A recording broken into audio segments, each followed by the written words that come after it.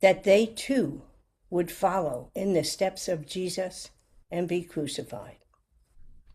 I suspect at that moment they had more than a few doubts as to whether this was the right path to follow. The person they believed in, the one they loved, was now dead, crucified for what he had been saying, doing, and teaching. How could they not be afraid? Then, almost like magic, through locked doors and all, Jesus appears with the message, "Peace be with you." There, in the midst of their confusion and fear, he stood alive, visibly bearing the wounds that he had suffered. Their joy had to be palpable at that moment, and their questions eased. How sad that the Apostle Thomas wasn't there with them at that time to experience and share this wonderful joy with their beloved Messiah. Later, when they shared the news of Jesus' appearance with Thomas, they were very surprised when he was quite firm about not believing their story. But you see, for Thomas, seeing was believing. Thomas had to experience the resurrected Jesus for himself. Whenever I hear the words, "Peace be with you," I'm deeply touched because I genuinely feel that Jesus deliberately chose those words to help his disciples be at peace and trust that what Jesus was saying and doing was indeed the real call. But they were so afraid and unsure that it would have been very hard for them to believe, and for Thomas as well, even though his friends kept insisting Jesus was alive. He still had questions and doubt. So to question is very human. When we are afraid and thrown off balance by life events, we're filled with questions and feel unsure of ourselves and everything we believe in at those moments. Our gospel today speaks about Thomas's doubt. He has questions and doubts about the resurrection and whether Jesus was truly alive. The last few days have been traumatically chaotic for them. It has, and it was so for Thomas, and it has left Thomas afraid to trust and believe. And so he insists on seeing for himself the resurrected Jesus, wounds and all. So when Jesus came the second time a week later, he knew that faith was not something that could be forced. Jesus knew instead that he needed to allow Thomas the space to have his questions and doubts, because he understood that to question was part of how we grow in our faith. Thomas needed to be sure the promise of the resurrection was real, that the Jesus he knew, the man he loved who loved him, was genuinely alive, just like Mary Magdalene, the women and disciples had said. Jesus knew that he had to assure Thomas that what he was teaching was true, that his love was everlasting, just as our psalm reading said to us today. God's love is everlasting, and that belief needed to fill Thomas's heart and our hearts each step of the journey. But the message that Jesus wanted to share was even greater than just allowing Thomas to see for himself.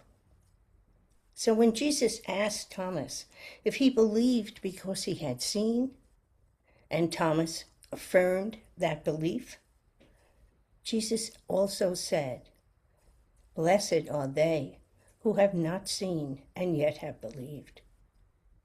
when we are confronted with deep grief and tremendous losses we don't understand, can we hold on to that belief in God's everlasting love? Will it bear up at those moments of pain? Can we hold on to that love, God's love, then? A couple of weeks ago, I received a call from my sister, Kathy. We're very, very close. And as soon as I saw her face on Zoom, I could see that she was acutely upset. She began quickly speaking and told me about her son, Kevin. And then she said suddenly, "Mary, Kevin is in jail."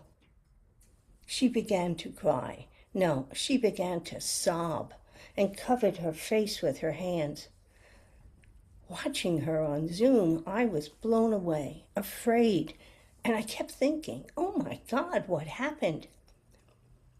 The depth of her heartfelt expression of sadness and what I suspected was fear is what touched me deeply. And I began to cry. When I calmed down, I said, "Oh my goodness, poor Kevin. I feel so sad for him and his family. My heart is broken for him, for you, for Fred." She dropped her hands from her face and she said, "Oh my God, Mary, we are so afraid. Kevin is so afraid. He is afraid that the family will be so upset with his mistake that they'll not love him anymore and will abandon him."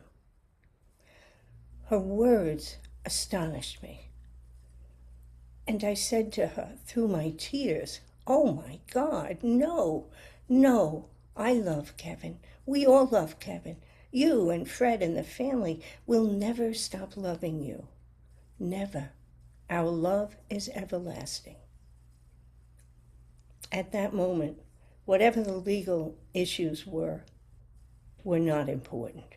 What was important was that this terrible fear that she had, that her son's mistake, however grave it would be, would sever our love for him and the love of our family. That's what moved me to tears. At that moment, I only wanted to hug her, hold her, offer her peace of heart, to assure her that we were there at this moment of doubting our love. All I wanted to offer her was peace.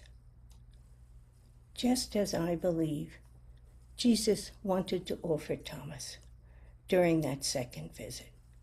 Jesus' love for us and my love for my sister, her son, and our family is everlasting. You can doubt it, you can question it, but it is there forever, everlasting. As my sister and I ended our call, I assured her of our love again, but I also shared that I was deeply saddened that she had held this upsetting news alone in her heart for a long time, but that by sharing with me, it allowed me to offer my sorrow and my words of forgiveness for her and for Kevin, the very words that she so feared she wouldn't hear, and that changed the whole picture. A moment of doubt and fear was changed into a God moment of love. Her fear that we may not forgive her son's mistake and that it would lead to the loss of our love was a tragically sad moment of doubt. And yet, this terrible situation, filled with struggle and doubt, had allowed us together to open our hearts wider and know that our love, God's love, was moving back and forth between us. A moment between us, a God moment of love for my sister and I, where we could see and be Christ for one another. Today is Divine Mercy Sunday, and that is what was present between my sister and I. It was an opportunity for us to witness God's divine mercy going back and forth, operating freely with our love for one another. And divine mercy and everlasting love is what Jesus gave to Thomas, his disciples, and us on that day. Peace be with you, my beloved friends.